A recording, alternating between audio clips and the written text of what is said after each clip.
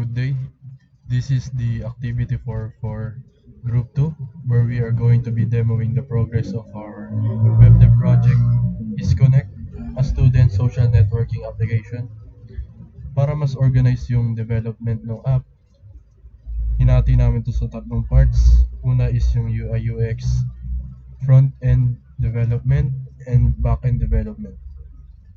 Dito sa UI UX, we are now in 100% completion. Ngayon ipapakita ko siya yung magiging flow ng app dito sa Canva.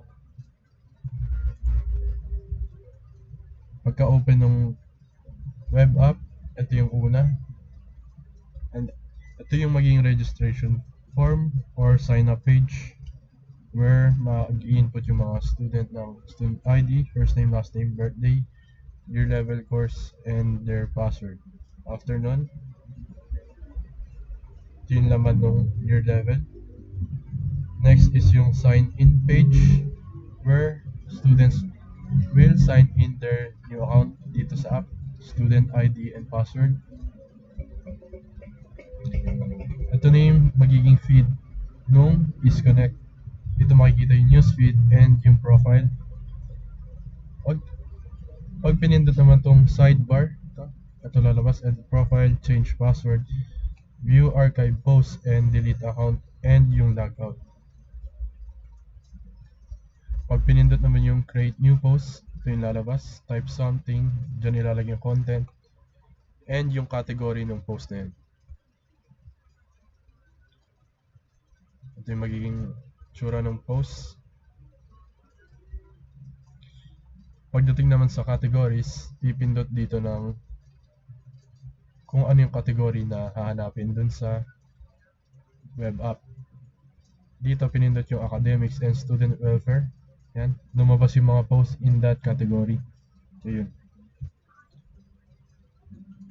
Meron rin tayong report feature which is yung gagamitin for reporting. May reason dito, pwede pumili.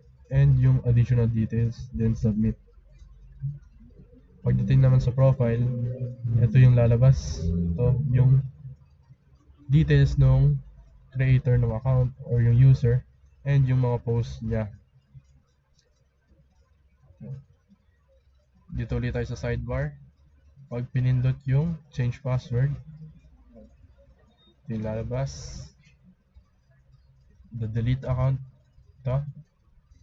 And yung edit profile, ito naman. Yan yung details. And yung archive post. Ayun lang yung pagdating sa UI UX. And punta naman tayo sa front-end progress ng app. VS Code. Ito yung mga routings. As of now, ayan pa lang yung nalalagay namin. And here are the views. Tingnan ko and padaanan ko isa-isa.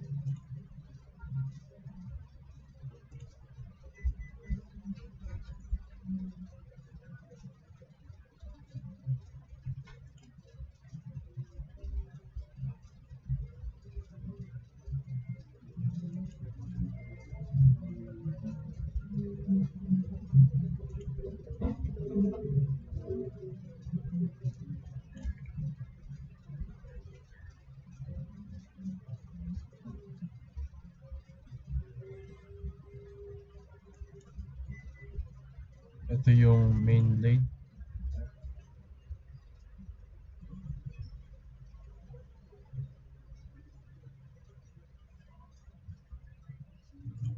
And yung welcome blade.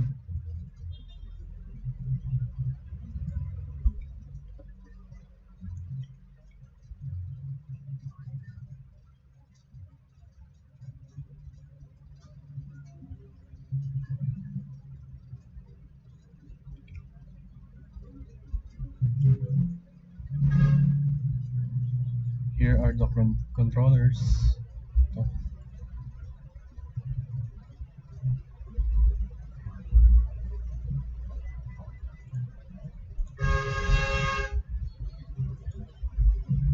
And yung request.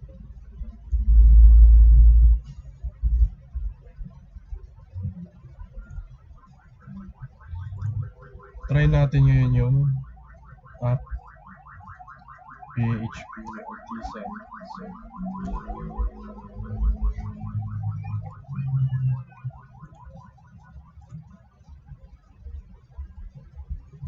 ito, nasa sign in page tayo dinala. Pero try muna natin gumawa. Pag pinindot tong sign up, mapupunta tayo dun sa registration page kanina. Ito. Student ID. Ito. 5555 0123. Lagay tayo Peter Quill 2000 December 25. Fourth year na siya. Course BSCS naman. A, B, C, D, E, H, B, C, D, E, F, G, H. Ayun. Pag hindi pa kompleto, lumalabas to, password do not match. Sign up natin. Ayan, bumalik ulit tayo dito. Dahil hindi pa nga naka-route, para makita yung ibang pages ng application, nalagay din natin dito. Feed. Ito yung feed ng EaseConnect. As shown in RUIUX. Yan. Categories. Yan. Pag pinindot naman tong sidebar, lalabas to. Yan.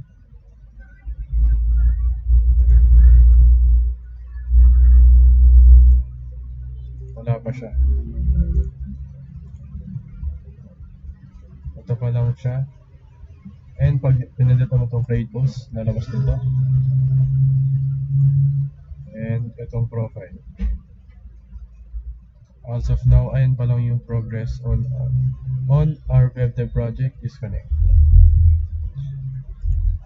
Pagdating naman sa backend, meron pa. Ito. Dito makikita yung mga credentials nung kanina sa sign up page. WebDev project. Dito siya sa students. Try natin ipakita to. Ito. Ito yung kanina. Nilagay natin. Student ID 555023 Peter Quill. Yung password is nakaganto. Hash. Course, year level, and birthday. And yung created at and updated at. Pagdating sa front end, mga nasa 30% complete pa lang ito. And dun sa back end wala pa masyado, kaya mga 10% pa lang. Ayun lang. Thank you, ma'am.